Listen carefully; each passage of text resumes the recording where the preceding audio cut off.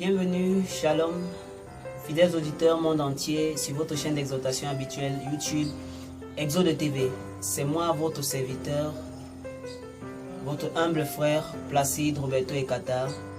Le Seigneur nous accorde encore l'occasion d'être ici afin d'avoir encore cette dispensation en vue de l'édification et le perfectionnement des saints pour l'enlèvement. Bien-aimés, nous ne perdons jamais de vue cet objectif. L'enlèvement, la rencontre avec le Seigneur Jésus-Christ est la seule chose qui motive notre existence sur la terre. En fait, bien-aimés, la vie que nous allons passer dans l'au-delà, nous commençons à la prendre ici. C'est pourquoi, au travers de cette dispensation, le Seigneur aimerait que nous commencions à nous imprégner de la nature que nous allons vivre au ciel. Parce que ce n'est pas au ciel qu'on va aller apprendre à vivre la sainteté, on va aller apprendre à vivre dans le surnaturel, non. On commence à manifester cela ici. C'est pourquoi j'ai souvent l'habitude de dire aux chrétiens, tu es une ambassade du ciel sur la terre. Tu es un ambassadeur du ciel sur la terre. Ça veut dire que quoi? La vie du ciel, nous la représentons ici. Et dans le cadre de cette édification, chers frères et sœurs, vous qui nous regardez de partout dans le monde entier, nous allons encore parler d'un thème important qui va t'édifier et qui va m'édifier. Un thème qui touche à la marche chrétienne des véritables enfants de Dieu, de ceux-là qui ont décidé de marcher avec le Seigneur. Et notre thème est intitulé ce soir, n'abandonnez pas votre assurance. N'abandonnons pas notre assurance, n'abandonnez pas votre assurance. Vous pouvez inscrire cela dans vos cahiers. Et donc, comme vous l'avez vu, il sera question de parler en général de la foi. C'est pourquoi, quel que soit le lieu où tu te trouves, bien-aimé, je te prie, courbe ta tête. Nous allons prier le Seigneur qui nous accorde la grâce d'être ici. C'est une grâce. Nous allons remercier le Seigneur au nom de Jésus-Christ. Nous prions.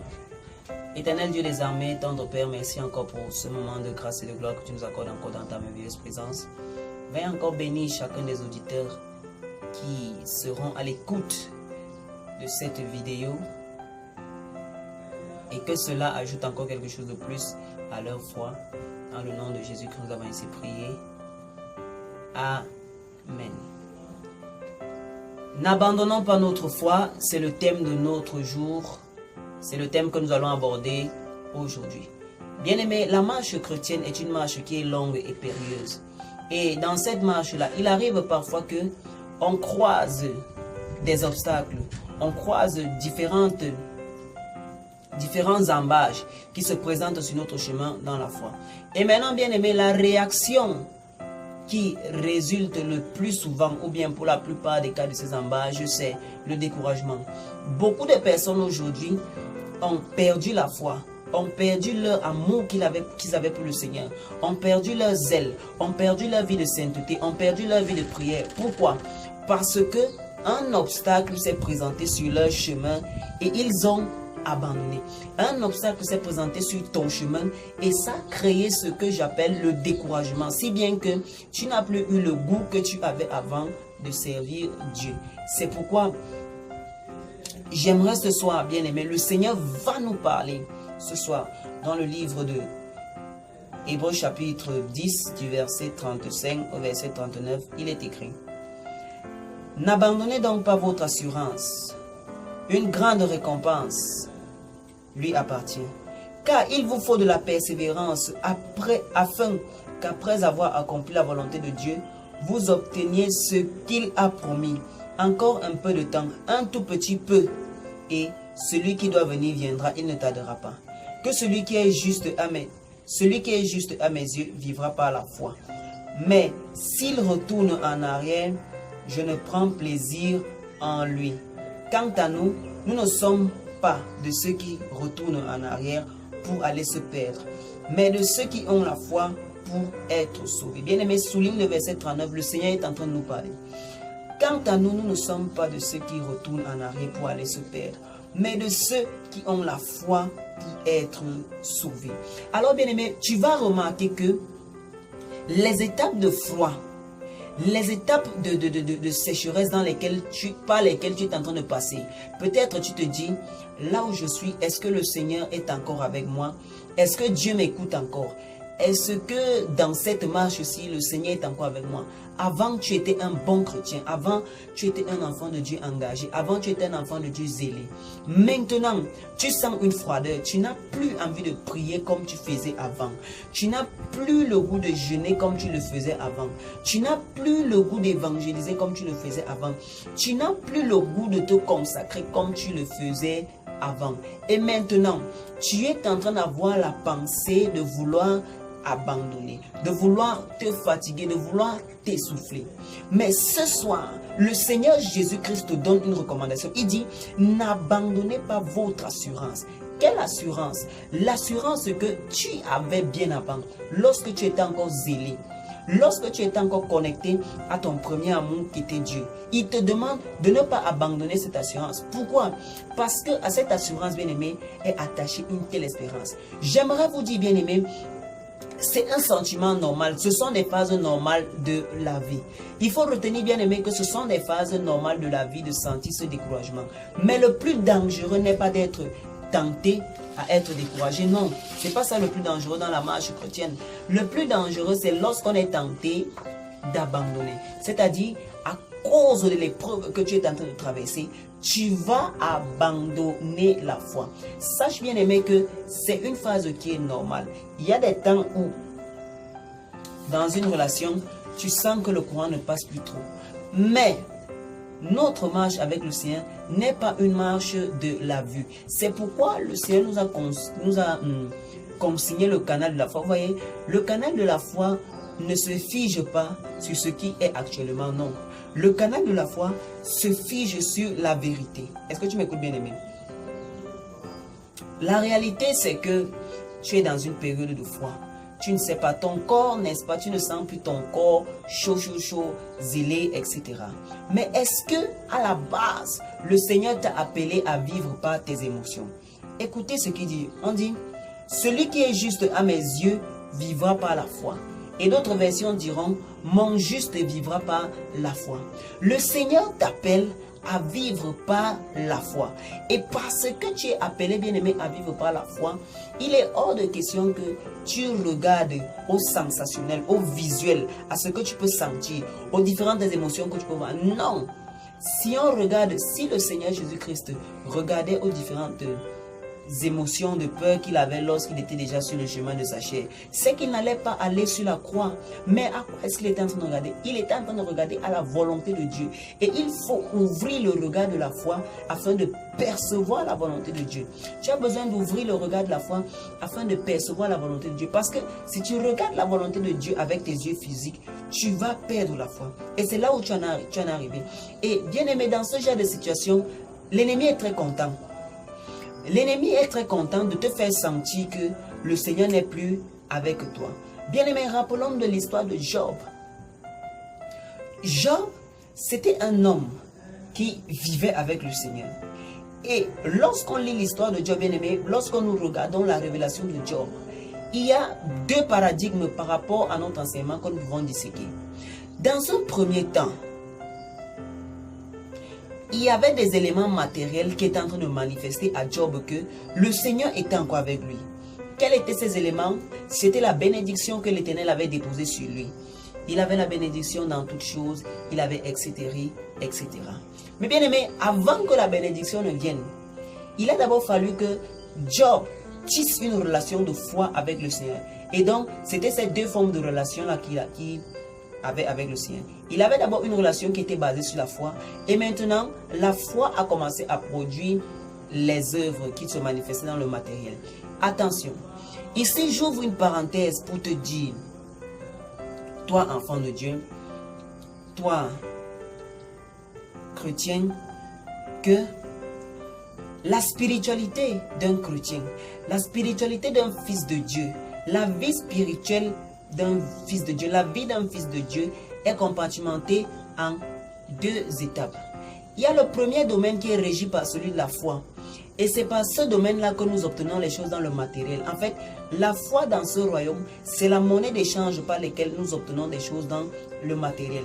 C'est pourquoi, bien aimé, il est très dangereux lorsqu'on pense que notre marche avec le Seigneur est conditionnée par les choses matérielles qu'on peut voir. C'est-à-dire, tu commences à penser que ta marche avec le Seigneur est conditionnée par l'aisance, tout va bien, les choses sont fructifiées, les choses avancent. Non, ce n'est pas par ça que notre marche avec le Seigneur est d'abord conditionnée. Pourquoi? Parce que les éléments qui compartimentent la vie d'un disciple sont deux. On a d'abord la foi, et la foi à son tour produit le matériel, produit des choses dans le monde matériel, produit des choses dans le monde physique. C'est pourquoi vous voyez que lorsque Satan vient se présenter devant Dieu et que Dieu va dire, est-ce que tu as vu mon serviteur Job? Job était serviteur de Dieu. Dieu est au ciel, loin dans les cieux, mais Job est sur la terre. Et il y a cette interconnexion-là qui lie Dieu à Job, de telle en sorte que Dieu dans son royaume sait que Job est son serviteur. Et Job sur la terre sait qu'il est le serviteur de Dieu. Et donc à partir de ce moment, il y a une connexion qui est en train de se passer entre Dieu et Job. Dieu est au ciel, Job est sur la terre. Qu'est-ce qui fait en sorte que Job puisse savoir qu'en lui il y a l'identité de Dieu, qu'il est un identifiant de Dieu sur la terre, et Dieu le sait, les deux le savent. Quelle était cette connexion-là? C'était la connexion de la foi. Et c'est cette connexion-là qui régit la vie terrestre de tout être humain. Est-ce que vous voyez? On n'est pas conditionné par les choses qu'on voit, mais on est conditionné par la foi. Parce que c'est ce canal-là qui nous relie puissamment au Seigneur dans les cieux. C'est ce canal-là qui te permet de savoir sur la terre que le Seigneur compte. Le Seigneur est avec toi. Le Seigneur compte sur toi. Donc, c'est comme un réseau spirituel. Et maintenant, qu'est-ce que Satan vient faire? Satan, l'adversaire, lorsque il vient tenter un chrétien, amen. Lorsqu'il vient tenter un chrétien, il essaye de brouiller cette connexion-là. Écoute-moi très attentivement, bien-aimé. C'est une révélation authentique. Satan vient brouiller cette connexion-là. Amen. Lorsque cette connexion-là commence à être brouillée, tu n'as plus l'assurance, amen, que le Seigneur est avec toi. Amen. Tu n'as plus l'assurance que tu avais lorsque tu étais encore au début de ton premier amour avec Dieu. Tu croyais que Dieu était avec toi. Pourquoi? Parce que tu voyais des preuves palpables. Et tu as fait l'erreur de tomber dans l'illusion en croyant que c'est ces preuves palpables-là qui déterminent la relation avec Dieu. Si bien que quand les preuves palpables sont finies, automatiquement, quand les preuves palpables ont été mises à l'épreuve, tu as commencé à croire que le Seigneur est avec toi. Or, ce n'est pas par ça que notre connexion avec Dieu, ce n'est pas sur ça que notre connexion avec Dieu est fondée. Notre connexion avec Dieu est fondée sur la foi, ce réseau-là. C'est ce réseau-là qui fait en sorte que les choses matérielles, on peut commencer à voir les choses matérielles. On peut commencer à voir les choses matérielles. On peut commencer à voir les choses matérielles. Voir les choses matérielles. Voir les choses matérielles. Amen. Et donc, Satan va venir chez Dieu. Satan va venir chez Dieu. Dieu va dire, est-ce que tu as vu mon serviteur? Relation de maître-serviteur établie par la foi, parce que les deux ne sont pas ensemble. Job ne voit pas Dieu. Première étape. Satan va dire, c'est parce que tu lui as béni. En fait, bien aimé, vous allez comprendre que dans la mentalité de Satan, Satan lui-même est d'abord limité dans sa mentalité. Parce que pour lui, il pense que la relation qui lie un homme à Dieu, c'est forcément le matériel, le physique. Peut-être dans son royaume, ce qui le lie lui et ses agents, c'est les promesses qu'ils ont faites. Mais dans ce royaume-ci, nous n'avons pas une connexion matérielle avec Dieu, non. C'est d'abord une connexion de foi. C'est pourquoi, attention, bien aimé, la connaissance de Satan ne doit pas être opposable pour directement connaître Dieu. Pourquoi? Parce que Dieu est unique en son genre. Chez nous, c'est la foi. Chez les agents du diable, ce sont les promesses. Tu vas prospérer, tu vas faire ceci, tu vas faire cela, etc. C'est pourquoi ces gens-là prêtent allégeance à Satan. Et Satan pensait que l'allégeance de Job à Dieu était vis-à-vis de tout ce qu'il pouvait recevoir. Et il va dire, laisse-moi seulement porter la main sur ces biens. Tu vas voir comment il va te ruiner. Et regardez ce qui va commencer à arriver à Job. Il va perdre tout ce matériel-là. Ce matériel-là qu'il avait souvent eu. Et regardez ce qui se passe dans l'entourage. Bien aimé, écoute-moi attentivement. Regardez ce qui se passe dans l'entourage de Job. Les gens, la femme de Job ses amis, je ne veux pas parler de ses amis parce que certains de ses amis, lorsque nous lisons l'histoire, croyaient en Dieu. Amen. Mais je vais parler de son entourage restreint. Ça, c'est par supposition. Et je vais beaucoup plus m'atteler sur le cas de sa femme. La femme de Job croyait en la présence de Dieu dans la vie de Job au travers des biens matériels que Job pouvait avoir.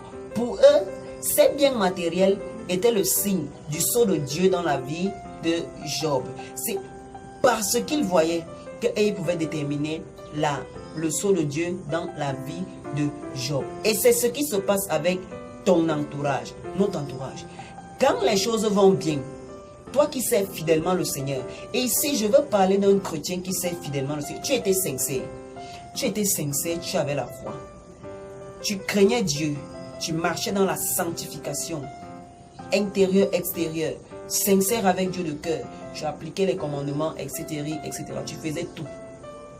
Et tu vas donc voir que pendant le temps où tu étais béni, la bénédiction, c'était le signe extérieur pour les gens qui n'avaient pas cette connexion avec Dieu, qui déterminaient que Dieu est avec toi. Donc, c'est ce que tu avais, c'est ce que Dieu pouvait te donner, qui rend témoignage aux gens que Dieu est avec toi. C'est pourquoi ne sois pas surpris que depuis que les choses ne vont pas, depuis que tu es dans cette période d'épreuve, de tentation où l'ennemi essaie de t'accabler, les gens autour pensent que Dieu n'est plus avec toi. Même ta propre femme peut penser que Dieu n'est plus avec toi. Et c'était le cas de la femme de Job. Ils étaient mariés depuis longtemps parce qu'ils avaient de grands enfants. Lorsque nous regardons l'histoire depuis longtemps avec de grands enfants. Mais lorsque ce drame va survenir, cette femme-là qui a été avec Job, qui a vu comment Job a marché avec le Seigneur, mais dont la foi était seulement fondée sur les visibles, a commencé à douter. Et c'est elle qui vient demander à Job de maudire Dieu. De maudire Dieu et meurt parce que le matériel n'était plus là. Dieu n'était plus là. Et donc, bien aimé, c'est une erreur que tu ne dois pas commettre. Le monde, ta relation avec Dieu n'est pas fondée sur le matériel. Les gens ne peuvent que croire aux fruits, mais les gens ne croient pas à la semence. Mais toi, ta foi est fondée sur la semence. Amen. Ne tombe pas dans ce piège. Ta foi n'est pas fondée sur le fruit. Non. Ta foi est fondée sur la semence. Qu'est-ce qui a tissé le lien de foi entre toi et Dieu? Qu'est-ce que Dieu t'a dit? Amen. N'abandonnez pas donc votre assurance. L'assurance est la résultante de ce que Dieu t'avait dit. Qu'est-ce qu'il t'avait dit? C'est ça qui a créé l'assurance dans ta vie. C'est pourquoi tu avais l'assurance de marcher avec Dieu. Tu savais que le Seigneur était avec toi. C'était fondé sur les promesses. Tu te sanctifiais en étant sûr. Tu pouvais défier Nebuchadnezzar, ne pas se prosterner devant sa statue parce que tu avais cette assurance-là. L'assurance, c'est la semence. C'est la semence qui est le moteur de la foi. Qu'est-ce que Dieu m'a dit? Abraham, quitte la maison de ta patrie. Abraham, quitte la maison de ton père et va vers le lieu où je vais te montrer. Abraham marche dans le désert en attendant un enfant, en ayant seulement cette espérance-là qu'il avait écoutée depuis. Écoutez, bien-aimé, nous sommes dans des temps difficiles. Si tu ne te rappelles pas de la semence, l'ennemi va te corrompre. Amen. C'est la semence qui a permis à Abraham d'attendre, de rester ferme, même quand les choses ne marchaient plus. Amen. Même quand les choses ne marchaient plus. Même quand ce n'était plus là. Il continuait à se sanctifier. Il continuait à obéir à Dieu. S'il tombait, il revenait à Dieu. Pourquoi? À cause de la semence. Amen. Sur quoi est-ce que tu as fondé ta foi? Au point où elle veut déjà basculer. Parce que tu vois que les fruits ne mûrissent plus. Bien-aimé, si tu n'as pas péché, et si c'est que tu as péché, répands-toi. Mais si tu n'as pas péché, bien-aimé, n'abandonne pas. Ta foi n'est pas fondée sur les fruits. Ta foi est fondée sur les promesses. Amen. Ta foi est fondée sur les promesses. Notre foi est basée sur les promesses. Ce sont les promesses qui sont la semence. Qu'est-ce que Dieu a dit? Qu'est-ce qu'il a dit à mes oreilles quand tu avais cru? Quelle est la conviction que tu avais eue dans ton cœur? Quel est ce battement de cœur fort que tu avais eu? C'est sur ça que tu dois demeurer. Ta foi n'est pas sur les fruits. C'est pourquoi il dit, n'abandonnez pas donc votre assurance. Une grande récompense lui appartient. Car il vous faut la persévérance afin qu'après avoir accompli la volonté de Dieu, vous obtenez ce qui est promis. Il te faut la persévérance, mon bien-aimé. Il te faut la persévérance. Et c'est cette persévérance-là, bien-aimé, qui te permet de sortir. Le Seigneur veut que ce soir, toi qui es en train de passer par le froid, tu es déconnecté de cette nouvelle, de cet amour. Le Seigneur m'envoie ce soir pour te parler. Le Seigneur m'envoie ce soir pour te donner ce puissant témoignage. Dieu ne t'a pas abandonné, non. Dieu, lui, il ne t'a pas abandonné. Satan veut souvent faire croire aux gens que Dieu les a déjà abandonnés. En fait, il t'amène dans un terrain désert afin de pouvoir mieux t'abattre. Bien-aimé, si tu as péché, demande pardon à Dieu. Et Dieu va te pardonner. Et reviens rapidement sur les rails. Ne tombe pas dans ce piège de Satan qui consiste à te faire croire que Dieu t'a déjà abandonné, tu n'es plus digne. C'est pourquoi ce soir, je commande à toute cellule morte de ta foi de régénérer maintenant au nom de Jésus. De régénérer maintenant au nom de Jésus. De régénérer maintenant au nom de Jésus. De régénérer maintenant au nom de Jésus. De régénérer maintenant au nom de Jésus. Bien-aimés, ce sont des périodes sèches. Vous savez, en tant que serviteur de Dieu, il nous arrive des phases difficiles où tu te demandes, est-ce que le Seigneur est encore réellement avec moi? Avant, Dieu m'utilisait fortement dans le prophétique. Avant, Dieu m'utilisait fortement dans les révélations. Avant, Dieu m'utilisait fortement dans tel domaine. Quand je tendais la main, les gens étaient guéris. Je prophétisais. J'avais des visions, j'avais des songes, j'avais des extases, j'avais des enlèvements au 3e ciel, au 4e ciel. Il nous arrive, même moi en tant que serviteur de Dieu, ça arrive. Mais bien aimé, sachons que notre Dieu veille. Quand tu donnes ta vie à Jésus-Christ, ton nom est enregistré dans le royaume des cieux. Le ciel sait tout ce qui t'arrive. Tu dois savoir ça. Et donc bien aimé, il y a des fois je dis, mais Seigneur, pourquoi en cette saison-ci, il n'y a pas beaucoup de miracles comme ça? Il n'y a pas beaucoup de ceci. Pourquoi il n'y a pas ceci? Pourquoi il n'y a pas cela? Seigneur, je suis avec toi. Mais pourquoi est-ce que cette saison-ci semble comme ça? Il y a des saisons comme ça. Jusqu'à ce qu'on arrive, le Seigneur recommence encore à accomplir des miracles pour te dire. Bien aimé, il était arrivé un temps. Je dépressais comme ça. Je me demandais, Seigneur, est-ce que tu es avec moi, papa? Je ne vois plus les miracles. Je ne vois plus tout, etc., etc. Ça faisait un bon moment. Je suis parti, j'ai prié le Seigneur. Après, bien aimé, à l'instant qui a suivi, le Seigneur m'avait mis devant un cas. Bam, une délivrance a commencé. La personne était possédée, etc. Et la guérison s'en est suivie.